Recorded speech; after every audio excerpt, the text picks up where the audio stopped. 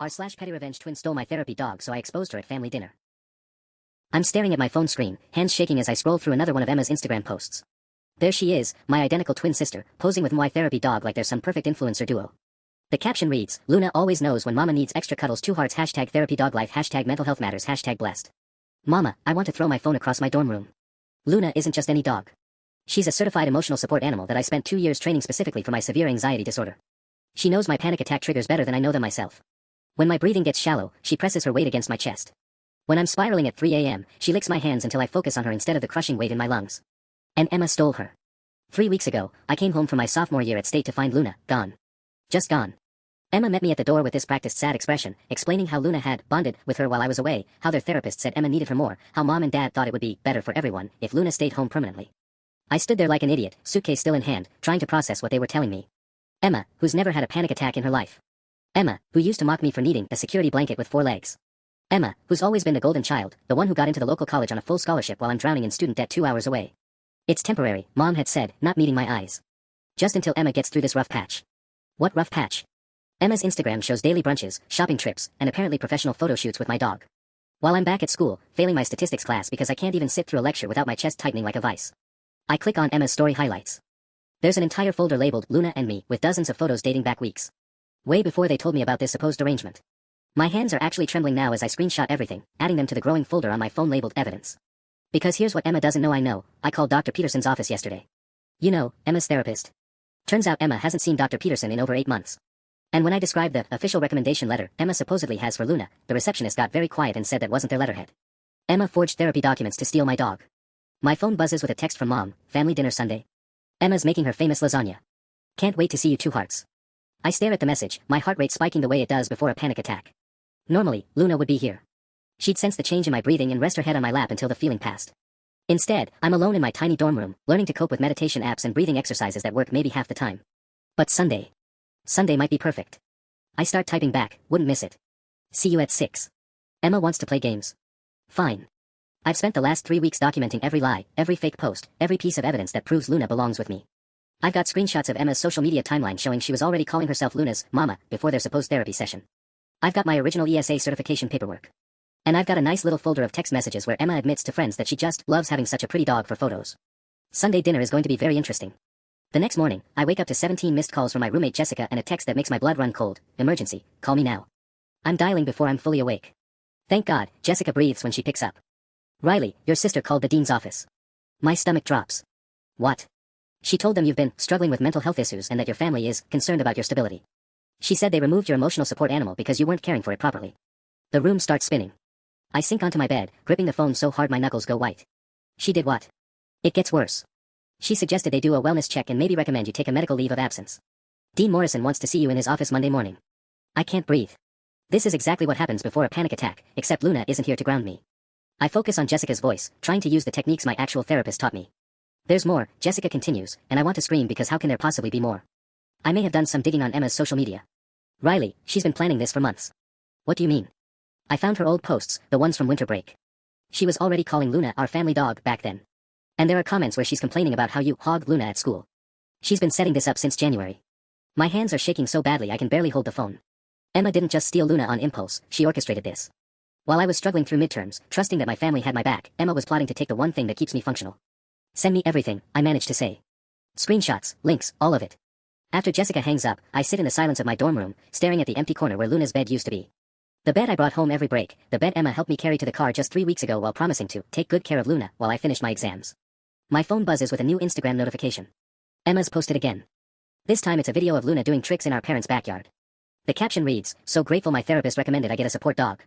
Luna has changed my life completely. Some people don't understand how much work it takes to properly care for an ESA, but I'm committed to giving her the love and stability she deserves. #mental health journey, #ESA life, #responsible pet owner, #grateful. The comments are full of heart emojis and praise. You're such an inspiration. Luna is so lucky to have you. It takes a special person to handle that responsibility. I screenshot it all, my vision blurring with angry tears. Emma isn't just stealing my dog, she's stealing my story. My diagnosis. My struggle. She's turning my mental health into her personal brand while simultaneously trying to destroy my college career.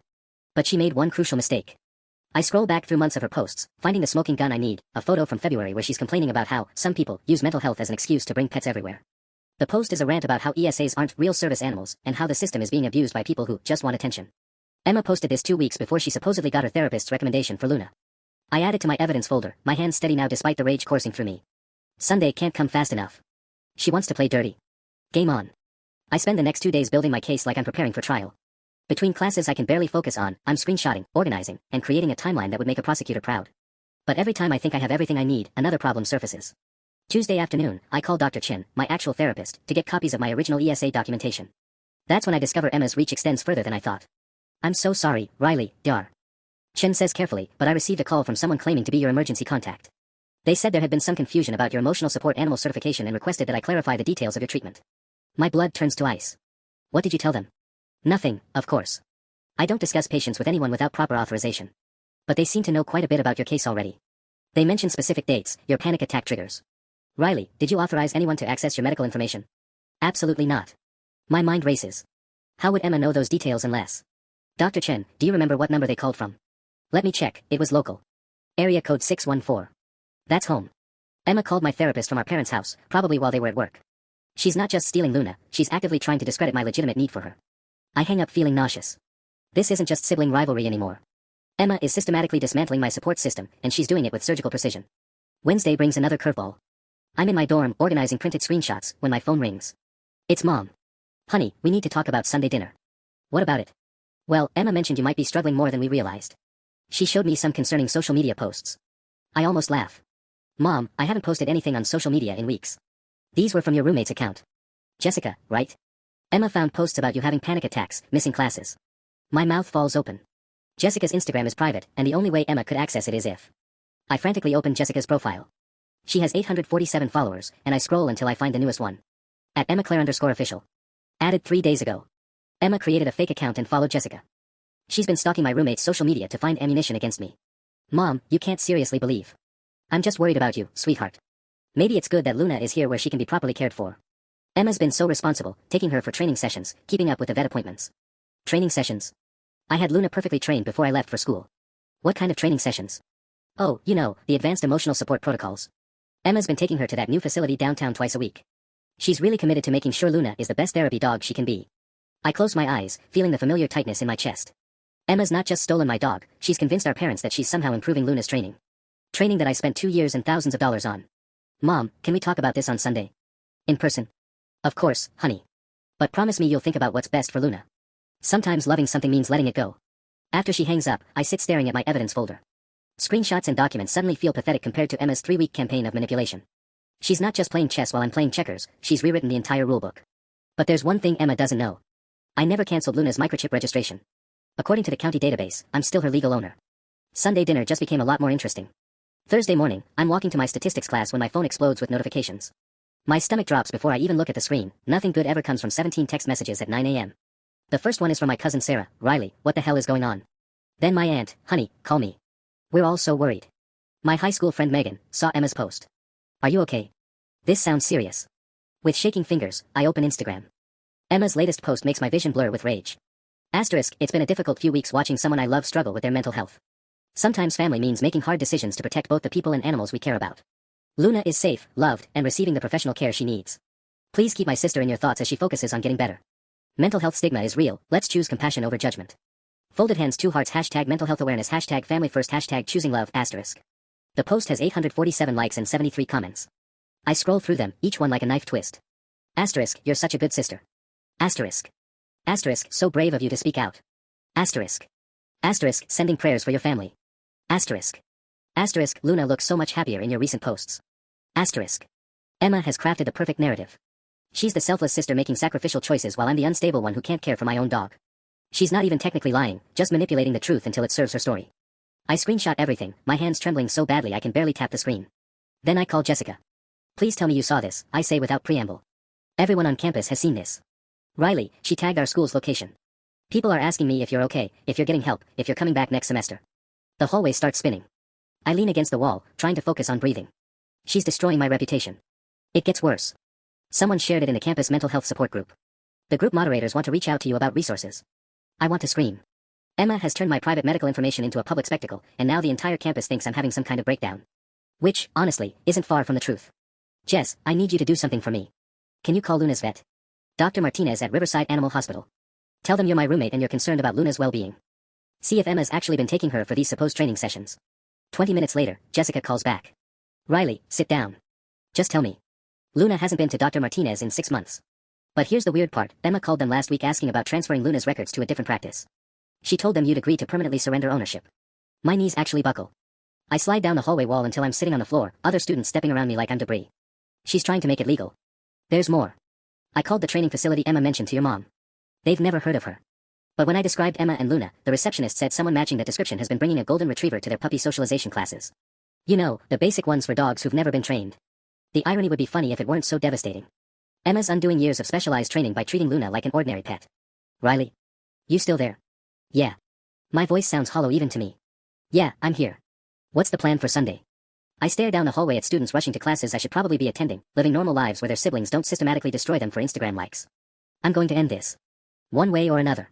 Because Emma's made one critical error in her master manipulation, she's underestimated how far I'm willing to go to save both Luna and myself. Sunday can't come fast enough. Friday afternoon, I'm sitting in my constitutional law class when my phone buzzes with a call from an unknown local number. Normally I'd let it go to voicemail, but something makes me step outside to answer. Is this Riley Morrison? Yes. This is Officer Patricia Wells with campus security.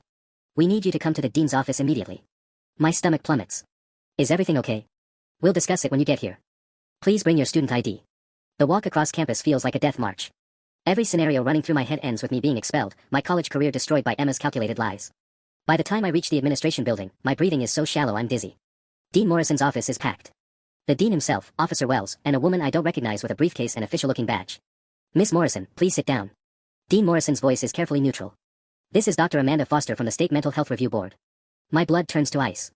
I'm sorry, what? Dr. Foster opens her briefcase, pulling out a thick manila folder. We received a formal complaint regarding your emotional support animal certification. There are allegations that you may have falsified documentation and that your mental health status has deteriorated to the point where you pose a risk to yourself and others. That's not who filed this complaint. I'm not at liberty to discuss the complainant's identity, but they provided substantial evidence. She slides a stack of papers across the desk, including screenshots of social media posts indicating erratic behavior, witness statements about your inability to properly care for your animal, and concerns from family members about your psychological state. I flipped through the documents with shaking hands. It's all there, Emma's carefully curated evidence twisted into an official complaint. Screenshots of Jessica's posts about my panic attacks, presented as proof of instability. Photos of Luna looking neglected that were obviously taken after grooming appointments when her fur was still damp. Even statements from concerned family members describing my increasingly erratic behavior. Miss Morrison, Dean Morrison says gently, we're recommending you take a medical leave of absence effective immediately. You can reapply for admission once you've received proper treatment and your mental health has stabilized. You can't do this. My voice cracks. I have rights. I have documentation from my actual therapist. We've reviewed Dr. Chen's files, Dr. Foster interrupts. And while your original diagnosis appears legitimate, recent evidence suggests significant deterioration. Your sister provided very detailed accounts of concerning incidents over winter break. My sister is lying. The words explode out of me louder than I intended. All three adults exchange meaningful glances, the exact reaction Emma knew I'd have. Officer Wells leans forward. Miss Morrison, we're trying to help you. Your family is worried sick. Sometimes the people who love us most can see things we can't. I stare at them, realizing the trap is perfect. If I stay calm, I'm accepting their narrative. If I get upset, I'm proving their point about my instability. Emma has orchestrated this so that any reaction I have validates her story. I need to call my parents, I manage. Of course. You have until Monday to officially withdraw or we'll have to proceed with involuntary medical leave. Walking back to my dorm, I call home with trembling fingers. Mom picks up on the first ring. Oh honey, we heard about the meeting. Emma thought you should know that we support whatever decision the school makes. Mom, she's lying about everything. I can prove. Sweetheart, you're scaring us. Emma showed us the posts, the photos. Maybe some time off would be good for you. Where's Dad? He agrees with Emma and me. We just want what's best for you. That night, I sit surrounded by printed evidence, realizing Emma has systematically isolated me from every support system I had. My school thinks I'm unstable. My parents think I'm lying. My therapist's notes have been weaponized against me. But there's one thing Emma doesn't know I discovered. Luna's veterinary records show she's been losing weight under Emma's care. And I have photos proving it. Sunday dinner isn't just about getting my dog back anymore, it's about survival. Saturday night, I'm lying awake staring at the ceiling when my phone buzzes with a FaceTime call from an unknown number. Against my better judgment, I answer. It's Emma, but she's not using her usual phone. The video quality is grainy, like she's calling from an old iPad or laptop. Behind her, I can see our childhood bedroom, the one that used to be mine before she claimed it when I left for college. Hey, sis. Her voice is sickeningly sweet. Just wanted to check in before tomorrow's dinner. Where's your phone? I ask, suspicious. Oh, it died. But look who I found. She tilts the camera, and my heart shatters. Luna is lying on what used to be my bed, but she looks wrong. Thinner. Her golden coat lacks the shine I remember, and when she lifts her head toward the camera, her movement seems sluggish. She misses you, Emma continues, running her hand through Luna's fur. But she's adjusting so well to her new routine. Aren't you, baby? Luna doesn't respond the way she used to when I talk to her. No tail wagging, no perked ears. She just settles her head back down with what looks like exhaustion. What new routine? I keep my voice steady, but I'm secretly recording the call. Well, she's learning to be more independent. Less clingy, you know. My therapist says codependent relationships with pets can be really unhealthy. Luna needs to learn she doesn't have to constantly monitor someone's emotions. My chest tightens. You mean you're training her to ignore anxiety responses? I mean I'm training her to be a normal dog instead of an emotional crutch. Emma's mask slips for just a second, and I see the malice underneath. Some people use their mental health issues as an excuse to make everyone else responsible for their well-being. Even their pets. I realize with growing horror that Emma isn't just stealing Luna, she's systematically undoing all of her emotional support training. 2 years of specialized conditioning, ruined because Emma wants a pretty Instagram prop instead of a working support animal. Anyway, Emma continues, her fake sweetness returning. I wanted to give you a heads up about tomorrow. Mom's invited a few extra people to dinner. Who? Oh, just Aunt Carol and Uncle Jim. They're so excited to see how well I'm doing with Luna. And maybe Dr. Peterson, you remember, my therapist. He's really interested in meeting the family that's been so supportive during my mental health journey. My blood runs cold. Dr. Peterson, the therapist Emma supposedly hasn't seen in 8 months. Either she's lying about having seen him, or she's lying about him coming to dinner. But either way, she's setting up some kind of performance. That sounds great, I lie. I can't wait to meet him. Perfect. Emma's smile is razor sharp. Oh, and Riley. You might want to think about what you're going to say when people ask about your college situation. Mom mentioned there might be some changes in your academic plans. She knows. She knows about the dean's office, the medical leave threat, all of it. Because she orchestrated it. I'll figure something out, I manage. I'm sure you will. You've always been so creative with the truth. She scratches behind Luna's ears, and my dog barely reacts. Sleep tight, sis. Big day tomorrow. The call ends, leaving me staring at my reflection in the black screen. Emma isn't just planning to humiliate me at dinner, she's planning some kind of elaborate finale with witnesses. Family members will see her as the responsible sister with the well-trained dog, while I'm the unstable one who had to drop out of college. But Luna looked wrong. Tired and thin and nothing like the vibrant, alert dog I raised. Emma might be winning the psychological warfare, but she's losing the one battle that actually matters, taking proper care of Luna. I grab my laptop and start researching veterinary malpractice laws. If Emma's neglecting Luna's health while playing therapist with her training, there might be legal grounds to get her back. Tomorrow's dinner just became about more than family drama. It's about rescue. Sunday morning, I wake up to my phone buzzing nonstop. 17 missed calls from Jessica, 12 from numbers I don't recognize, and a string of texts that make my stomach drop. Jessica, Riley, call me now. Jessica, Emma posted something new. Jessica, this is really bad. Jessica, she's claiming you threatened her. With shaking hands, I open Instagram. Emma's latest post is a masterpiece of manipulation. Asterisk, anxiety is real. Mental health struggles are valid. But when someone uses their diagnosis to justify threatening and harassing family members, we have to draw boundaries. I've been trying to support my sister through a difficult time, but I can no longer stay silent about the messages and calls I've been receiving. Luna and I are safe, but we shouldn't have to live in fear. Sometimes the most loving thing you can do is refuse to enable destructive behavior. Broken heart, hashtag mental health matters, hashtag boundaries are healthy, hashtag stay safe, asterisk. The post already has over 300 likes and dozens of comments expressing support for Emma's bravery in speaking out. I scroll through them, feeling sick. Asterisk, so sorry you're going through this. Asterisk. Asterisk, you're doing the right thing protecting yourself. Asterisk. Asterisk, mental illness isn't an excuse for abuse. Asterisk. I've never threatened Emma. Never harassed her. The only messages I've sent were asking when I could see Luna. But somehow, Emma has twisted my desperate attempts to get my dog back into evidence of stalking behavior. My phone rings. It's a number I don't recognize, but the area code is local. Riley Morrison. Yes. This is Detective Sarah Kim with the County Sheriff's Office. We need to discuss some concerning reports we've received. The room starts spinning. Reports about what? Your sister filed a harassment complaint yesterday evening. She's provided evidence of threatening communications and erratic behavior. We'd like you to come in for questioning. This is insane. I never threatened anyone. Ma'am, we have screenshots of text messages and recorded phone calls. Can you come in this morning, or do we need to send an officer to your location? I close my eyes, feeling the familiar tightness in my chest that signals an incoming panic attack. Emma isn't just trying to steal Luna anymore, she's trying to give me a criminal record. I'll come in, I whisper. Thank you. And Ms. Morrison. I'd recommend bringing legal representation. After she hangs up, I sit staring at my evidence folder. All my carefully collected screenshots suddenly feel worthless compared to whatever fabricated proof Emma has provided to law enforcement. I call my parents' house, hands trembling so badly I can barely dial. Dad picks up. Riley, honey, maybe you shouldn't come to dinner today. Dad, please listen to me. Emma is lying about everything. She showed us the messages you sent her. The voicemails. Sweetheart, you threatened to expose her lies and make her pay. That's not like you. My mouth falls open. Those weren't threats, Dad. I was talking about proving she forged therapy documents. Emma's therapist confirmed her paperwork is legitimate. Dr. Peterson called us personally. Either Emma has somehow convinced a real therapist to lie for her, or she's gotten someone to impersonate Dr. Peterson. Both possibilities are terrifying. Dad, Luna looked sick in the video call last night. Have you actually seen her recently? There's a long pause. Emma handles Luna's care now. She knows what's best. Please. Just let me come to dinner. Let me see Luna for 5 minutes and then I'll leave if you want. Your mother and I think it's best if you stay away until you get the help you need. The line goes dead. I stare at my phone, realizing Emma has successfully turned my own parents against me. In less than a month, she's isolated me from my family, my school, and now potentially law enforcement. But she made one crucial mistake. I never actually sent her threatening messages or made threatening calls, which means whatever evidence she provided to the police is fabricated.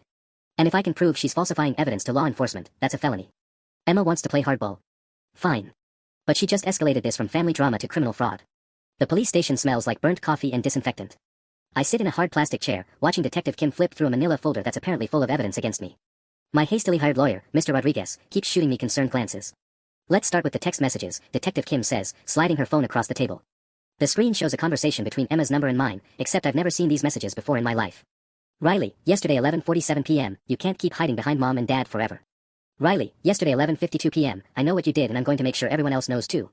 Riley, today 12:03 a.m., give me back what's mine or you'll regret it. My hands start shaking as I scroll through message after message I never sent. I didn't write any of these. Ms. Morrison, these came from your phone number. Are you suggesting someone else has access to your device? I look at Mr. Rodriguez, who nods encouragingly. Detective, my client is prepared to hand over her phone for forensic analysis. You'll find these messages don't exist in her sent folder. That proves nothing. Messages can be deleted. But Detective Kim looks intrigued. She leans forward. You're willing to submit to a full digital forensic examination? Absolutely. I pull out my phone, hands still trembling. And I want to file a counter-complaint for harassment and falsifying evidence. That gets her attention. Explain. I take a shaky breath. My sister has been systematically destroying my life for weeks. She stole my therapy dog, convinced my school to put me on medical leave, and now she's apparently learned how to spoof text messages. That's a serious accusation. I have proof. I gesture to Mr. Rodriguez, who opens his briefcase and pulls out a thick folder. Screenshots showing the timeline of her lies, forged therapy documents, veterinary records proving she's neglecting my dog's health. Detective Kim accepts the folder, flipping through pages of evidence I've been collecting for weeks. Her expression shifts as she reads. This is extensive. My sister is very thorough. My voice is bitter. She's been planning this since January. I can prove she's never actually seen the therapist she claims recommended my dog for her. I can prove she's been undoing specialized training that took me years to complete. And now, apparently, she's moved on to impersonating me via text message. Why would she go to such elaborate lengths? I pull up Emma's Instagram on my phone, scrolling to her latest posts. Because Luna's made her internet famous. Look at her follower count, it's tripled since she started the emotional support dog content. She's got brand sponsorship deals with pet food companies, a partnership with a local training facility. My medical needs were getting in the way of her influencer career. Detective Kim studies the phone, her frown deepening. These engagement numbers are substantial.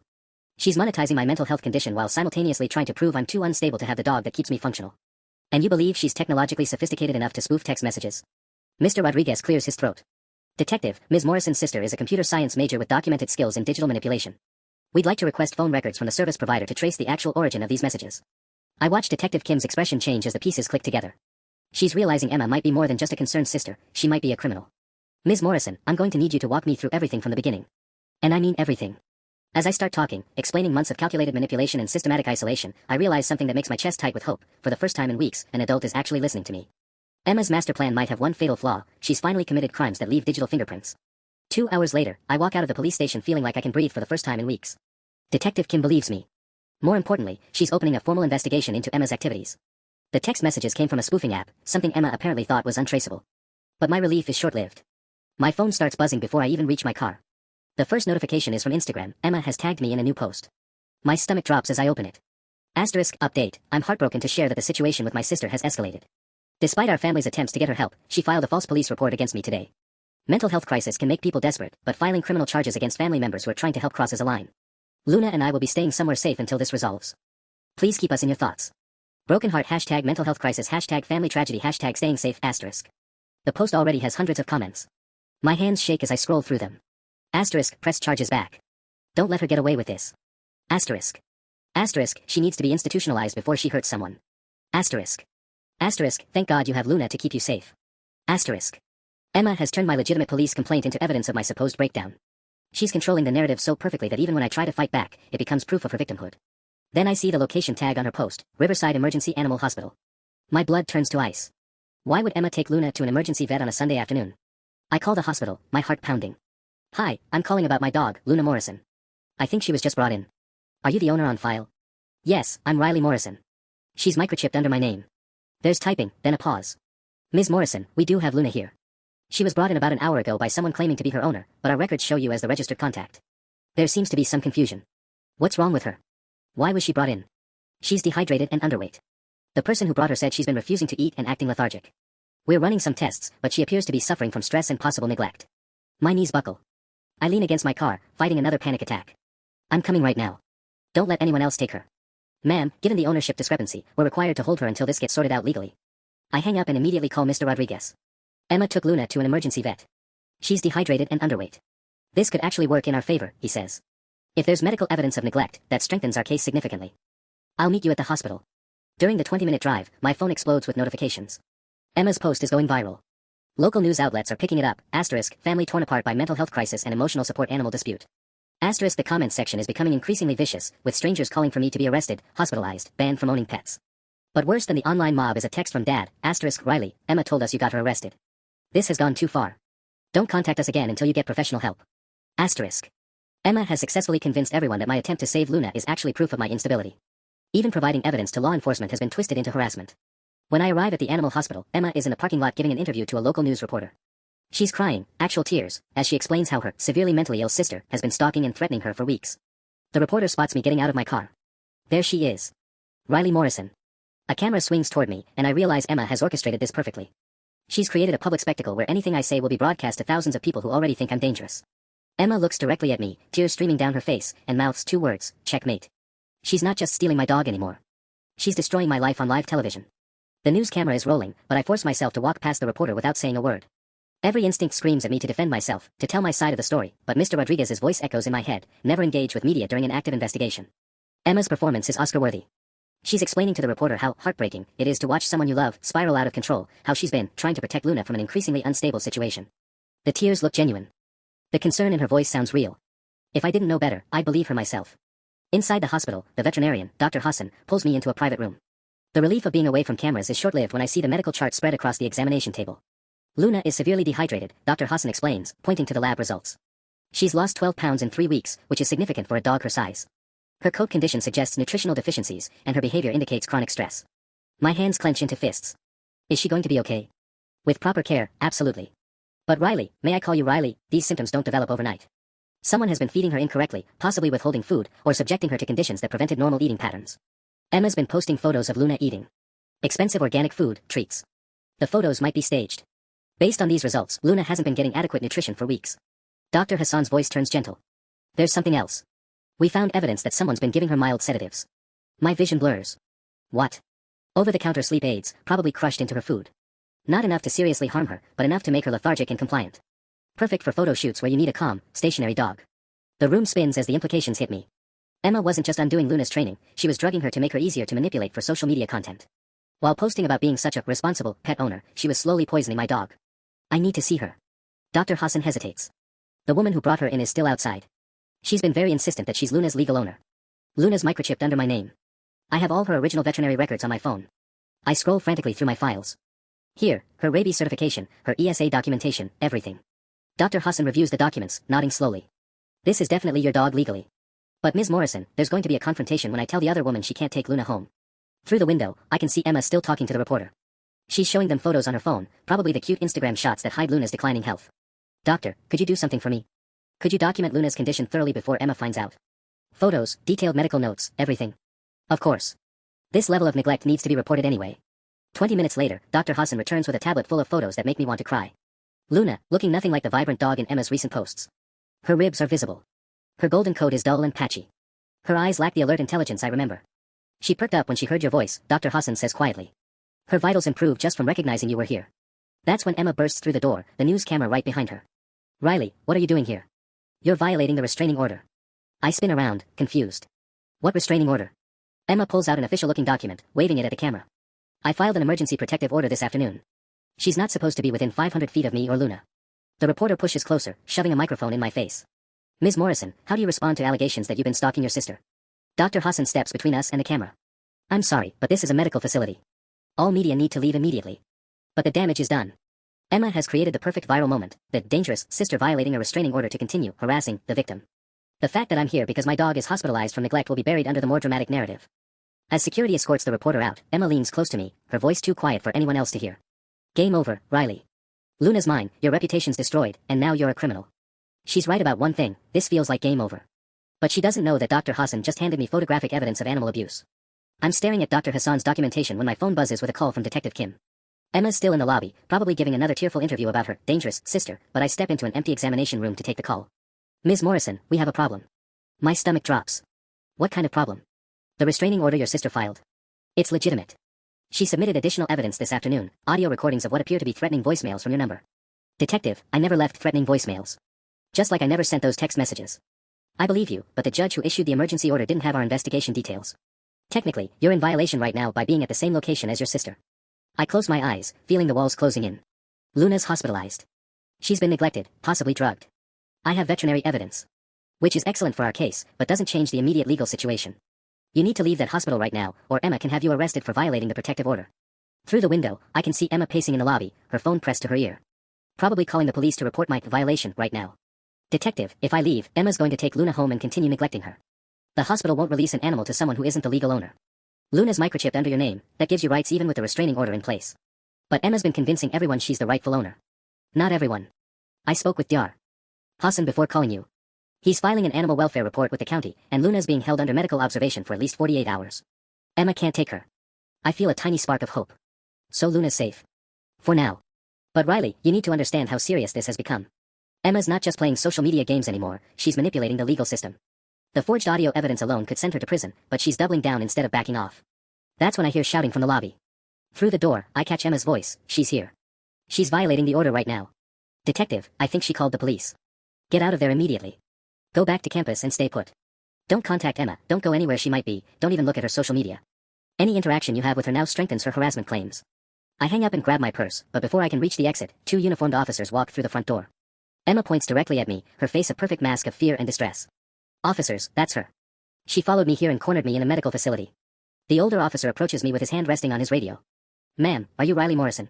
Yes, but you're under arrest for violation of a protective order. My knees nearly buckle. Officer, my dog is hospitalized here. I came because she's been neglected. You can explain that to the judge. Right now, you need to come with us. As they read me my rights, I catch Emma's satisfied smile just before she turns back to the waiting news camera. She's not just destroying my life anymore, she's doing it with an audience, building her victim narrative with every legal consequence I face. The last thing I see before they put me in the patrol car is Emma through the hospital window, probably taking a selfie to document her traumatic encounter with her unstable sister. She's turned my desperation to save Luna into evidence of my guilt. And somewhere inside that building, my dog is fighting to recover from weeks of systematic abuse while the person responsible plays victim for the cameras. The county jail holding cell smells like bleach and desperation. I've been here for 6 hours, watching the clock tick toward midnight while my one phone call sits unused in my back pocket. Mr. Rodriguez is working on bail, but apparently violating a restraining order on a Sunday evening means I'm stuck here until Monday morning's arraignment. The worst part isn't the humiliation or the cold concrete bench. It's knowing that every hour I'm trapped in here, Emma's narrative grows stronger. My arrest will be all over social media by now, the dangerous sister who stalked her victim to a hospital and had to be dragged away by police. Morrison. The guard's voice echoes through the cell block. You have a visitor. I expect to see Mr. Rodriguez, but instead it's Detective Kim, looking grim and carrying a manila folder that's somehow gotten even thicker since this morning. This can't wait until tomorrow, she says, settling across from me in the cramped interview room. We found something. She opens the folder, revealing printed screenshots that make my heart race. Your sister made a mistake. She posted on Instagram 37 minutes ago, a heartfelt message about feeling unsafe and traumatized after seeing you at the hospital. I lean forward, squinting at the timestamp. What's the mistake? She posted it at 9:23 p.m. But according to hospital security footage, she left the premises at 8:45 p.m. The post describes details about your arrest that she couldn't have witnessed because she was already gone. My mouth falls open. She wasn't there when they arrested me. Nope. But her post describes your erratic behavior when the officers took you into custody, claims you were screaming threats as they led you away. Very dramatic, very detailed, and completely fabricated. Detective Kim slides another document across the table. Even better, we traced the IP address of those spoofed text messages. They originated from a computer lab at Emma's college. We have security footage of her accessing the spoofing software. For the first time in weeks, I feel something that might be hope. So you can prove she's been lying. About the digital harassment, yes. But Riley, there's something else. Her expression darkens. Emma filed additional complaints tonight. She's claiming you broke into your parents' house last week and stole personal items. My blood runs cold. I haven't been home since she took Luna. She has photos of your childhood bedroom, ransacked. Claims you broke in looking for Luna's registration papers. That's impossible. I have my own copies of Luna's paperwork. Why would I need to steal? I stop, realization hitting me like a truck. She trashed my own bedroom and blamed me for it. It gets worse. She's also filed a complaint with the college's Title IX office, claiming you've been using mutual friends to harass her online. Apparently Jessica received a very official-looking email asking her to document any concerning behavior she's witnessed from you. I grabbed the table, feeling dizzy. Jessica would never, she knows Emma's lying. Jessica didn't respond to the email. But the Title IX office has opened an investigation anyway. Emma provided them with evidence of your declining mental state, including photos of you supposedly looking disheveled and unstable. What photos? Detective Kim shows me printed screenshots from Emma's phone. They're pictures of me from winter break, but they've been edited. My eyes look red and unfocused. My hair appears unwashed. My clothes seem rumpled and stained. Emma has photoshopped normal family photos to make me look mentally unstable. She's been planning this for months, I whisper, staring at my own manipulated image. Building a case against me piece by piece. It appears so. But here's the thing about elaborate frauds, they leave lots of evidence. Emma's been so focused on creating a convincing narrative that she's documented her own criminal activity. Detective Kim pulls out her phone, showing me a screen recording. This is from Emma's laptop, which we seized an hour ago with a warrant. She has folders labeled Riley Evidence and Photo Edits and Voice Recordings. She's been manufacturing evidence against you for at least 4 months. My hand starts shaking as I watch the screen recording scroll through dozens of manipulated photos, fake audio files, and what appears to be a detailed timeline of her campaign against me. The question now, Detective Kim continues, is whether you want to press full charges. We're talking about fraud, identity theft, animal abuse, filing false police reports, and possibly extortion. Emma could be looking at serious prison time. I think about Luna, sick and sedated in a hospital bed. About my college career hanging by a thread. About my parents who won't even speak to me anymore. What happens if I don't press charges? She keeps Luna, keeps the social media following she's built off your medical condition, and probably keeps escalating until she destroys your life completely. I take a shaky breath. And if I do? We end this. Tonight. I stare at Detective Kim across the metal table, my decision crystallizing like ice in my chest. I want to press full charges. She nods grimly. I'll start the paperwork. But Riley, you need to understand, Emma's not going to go quietly. People like her, when they're cornered, they tend to escalate dramatically. As if summoned by her words, my phone starts buzzing incessantly in the evidence bag across the room. Detective Kim glances at it, then at me. That's been going off for the last 10 minutes. She retrieves the phone, and her expression darkens as she scrolls through the notifications. Emma's posted again. Multiple times. My stomach churns. What now? Detective Kim turns the phone toward me, and I feel the blood drain from my face. Emma's latest Instagram story is a video of her sitting in what appears to be our parents' living room, tears streaming down her face, with Luna lying motionless on the couch beside her. I don't know how much more of this I can take, Emma's voice trembles through the speaker. The police won't help. My family's being torn apart. And now I'm scared Luna might not make it through the night. The camera pans to Luna, who looks worse than she did at the hospital. Her breathing seems labored, her eyes are barely open. Wait, I gasp, grabbing Detective Kim's arm. How does she have Luna? The hospital said they wouldn't release her. Detective Kim's face goes pale. She immediately starts dialing. Dr. Hassan. Detective Kim. Where's the Morrison dog? I can hear the panic in the veterinarian's voice even through the phone speaker. She's gone. Emma Morrison came back around 10 p.m. with legal documents claiming emergency custody due to the owner's arrest. The paperwork looked official, it had court seals and everything. Those documents were forged, Detective Kim snaps. Luna was being held under medical observation. We had no way of knowing. The legal language seemed legitimate, and with Riley in jail. Detective Kim hangs up and immediately calls for backup units. We need to get to your parents' house now. If Luna's condition was as serious as Dr. Hassan indicated, removing her from medical care could be life-threatening. My chest tightens with panic. She's using Luna as bait, isn't she? She knows I'll do anything to save her. Which is exactly why you're staying here until this is resolved. Detective Kim stands, gathering her files. Emma's desperation is making her sloppy, but it's also making her dangerous. As she reaches the door, my phone buzzes with one more notification.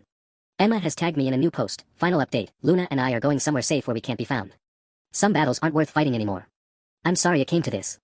Broken heart #goodbye forever #protecting Luna #final decision.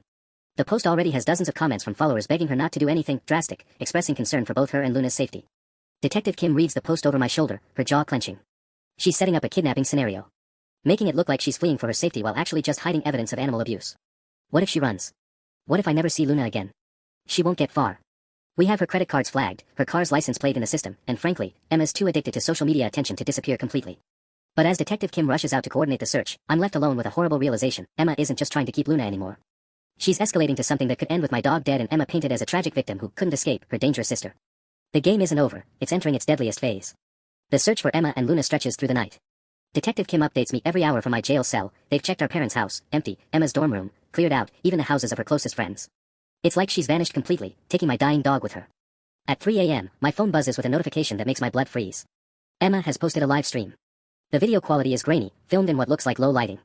Emma's face fills the screen, tear-streaked and exhausted, with Luna barely visible in the background. I can't do this anymore, Emma whispers to her phone camera.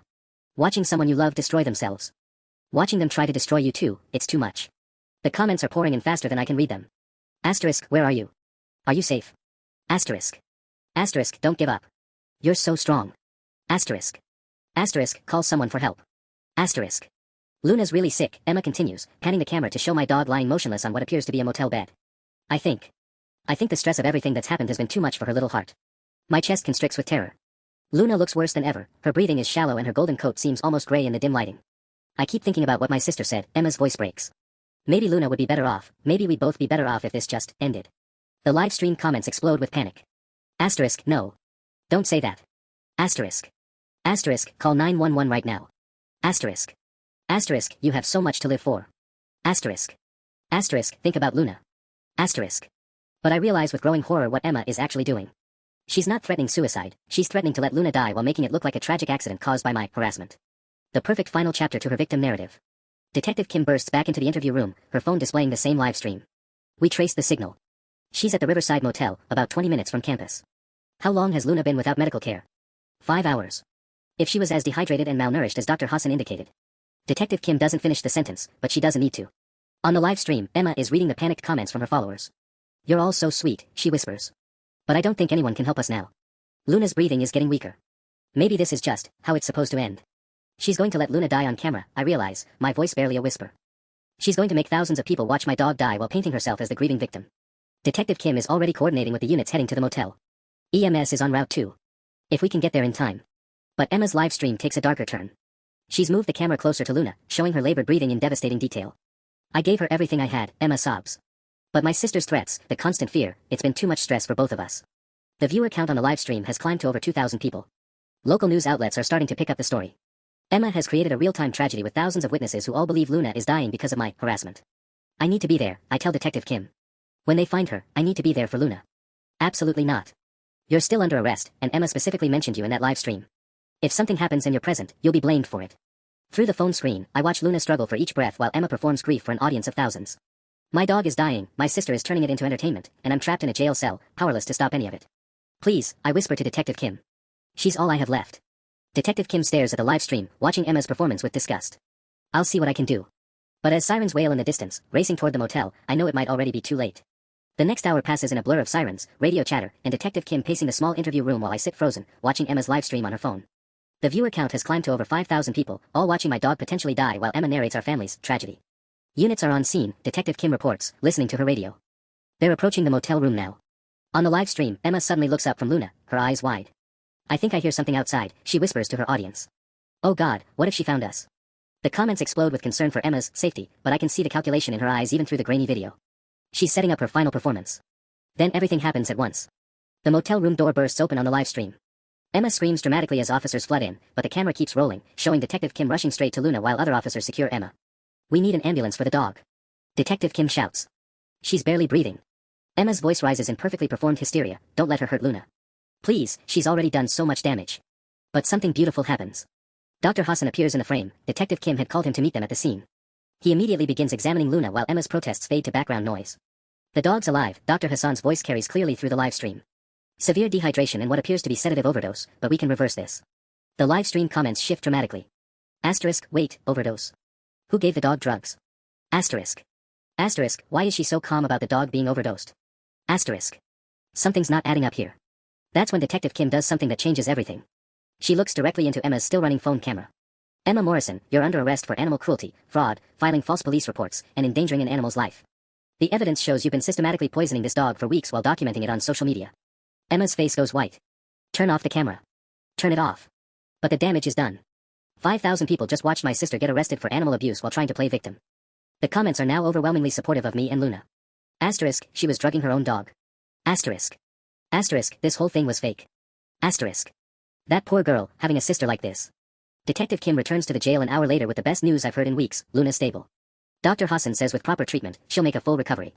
And Emma's been charged with 6 felonies. The live stream confession was a prosecutor's dream. Can I see Luna? I'm releasing you on your own recognizance right now. The restraining order has been invalidated since it was obtained through fraudulent evidence. Emma's being held without bail. The drive to the animal hospital feels surreal. Detective Kim explains that Emma's live stream backfired spectacularly. Instead of generating sympathy, it documented her crimes in real time for thousands of witnesses. Social media has turned completely against her as people realize they've been manipulated for months. When I walk into Luna's recovery room, she lifts her head weakly and her tail makes the faintest attempt at wagging. Dr. Hassan smiles as I rush to her side. She knew you were coming, he says softly. Her vitals improved the moment she heard your voice in the hallway. I bury my face in Luna's fur, feeling her warmth and breathing in her familiar scent. She's thin and weak, but she's alive. She's mine. And she's going to be okay. Welcome home, girl, I whisper. No one's ever taking you away from me again. For the first time in a month, Luna's tail wags properly, and I finally feel like I can breathe.